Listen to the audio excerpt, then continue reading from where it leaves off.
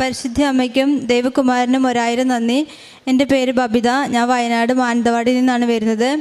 ഞാൻ 2023 ജൂൺ മാസത്തിലാണ് ഇവിടെ വന്ന് ഉടമ്പടി എടുക്കുന്നത്.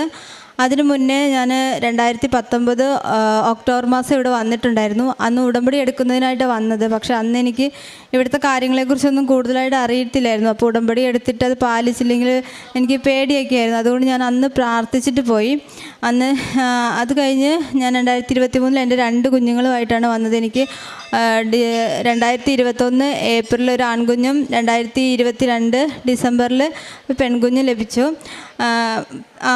കുഞ്ഞുണ്ടായപ്പോൾ ജനനസമയത്ത് ഡോക്ടറുടെ അശ്രദ്ധ മൂലം അവളുടെ വലത് കൈ ചലനശേഷി പൂർണ്ണമായിട്ട് നഷ്ടപ്പെട്ടിരുന്നു. ഈ കൈക്ക് ഒരു അനക്കം ഉണ്ടായിരുന്നില്ല. ഒരു 3 മാസത്തോളം. അപ്പോൾ ഫിസിയോതെറാപ്പിയൊക്കെ ചെയ്യുന്നുണ്ടായിരുന്നു. പക്ഷെ ഞാൻ ഇവിടെ വന്ന് ഇവളെയും കൊണ്ട് വന്ന് ഇവിടെ ഉടമ്പടി എടുക്കാമെന്നും സാക്ഷ്യം പറയാമെന്നും നേർന്നിരുന്നു.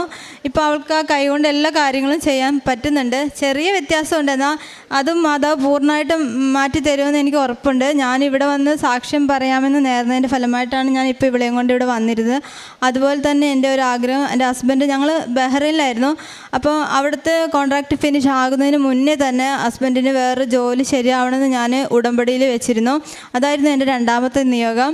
അപ്പോൾ അതേപോലെ തന്നെ കഴിഞ്ഞ ഒക്ടോബറിൽ ഒരു ഇൻ്റർവ്യൂ വരികയും ഖത്തറിലേക്കുള്ള സെലക്ഷൻ ലഭിക്കുകയും വിസ വരികയും ചെയ്തു. അപ്പം ഏകദേശം മൊബിലൈസേഷൻ ഡേറ്റ് നവംബറിലായിരുന്നു. അപ്പോൾ ഞാൻ മാതാവിനോട് പ്രാർത്ഥിച്ചു, മാതാവ് ഒക്ടോബർ മാസം മാതാവിൻ്റെ മാസമാണ്, എനിക്ക് ആ മാസം തന്നെ ഹസ്ബൻഡിന് പോകാൻ പറ്റണമെന്ന്. അതേപോലെ തന്നെ ഒക്ടോബർ 26 ടിക്കറ്റിൻ്റെ ഡേറ്റ് വന്നിട്ടുണ്ട്. അപ്പം മാതാവ് തന്ന വലിയൊരു അനുഗ്രഹമാണത്. അതുപോലെ ഒരു പുതിയൊരു വീട് പണിയണമെന്ന് ഞങ്ങൾ ആഗ്രഹിച്ചിരുന്നു. പക്ഷേ പുതിയൊരു വീട് മേടിക്കാൻ ഞങ്ങൾക്ക് സാധിച്ചു. അതും മാതാവ് തന്ന വലിയൊരു അനുഗ്രഹമാണ്. പിന്നെ എൻ്റെ ചേച്ചിക്ക് ജർമ്മനിക്ക് പോകാൻ വേണ്ടിയുള്ള തയ്യാറെടുപ്പിലായിരുന്നു. അപ്പോൾ അതെൻ്റെ ഒരു ആവശ്യമായിരുന്നു. അപ്പോൾ മാതാവിനോട് ഞാൻ പ്രാർത്ഥിച്ചിരുന്നു. അപ്പോൾ അവൾക്ക് പരീക്ഷ പാസ്സാവാനും വിസ ലഭിക്കുകയും ചെയ്തു. പിന്നെ ഞാൻ ഈ ഉടമ്പടി വസ്തുക്കളൊക്കെ കൊണ്ടുവരുന്നു. തൈലം ഉപയോഗിച്ച് എൻ്റെ കുഞ്ഞിൻ്റെ കൈ ഇപ്പോഴും തിരുമ്മി പ്രാർത്ഥിക്കുകയൊക്കെ ചെയ്യുമായിരുന്നു. അപ്പം മാതാവും ദേവകുമാരനും 1000 അനുഗ്രഹങ്ങൾ ഞങ്ങൾക്ക് നൽകിയതിനെ ഓർത്ത് നന്ദി പറയുന്നു. ഈ നിമിഷം ഞാൻ മാതാവിനെ ഓർത്ത് നന്ദി പറയുന്നു.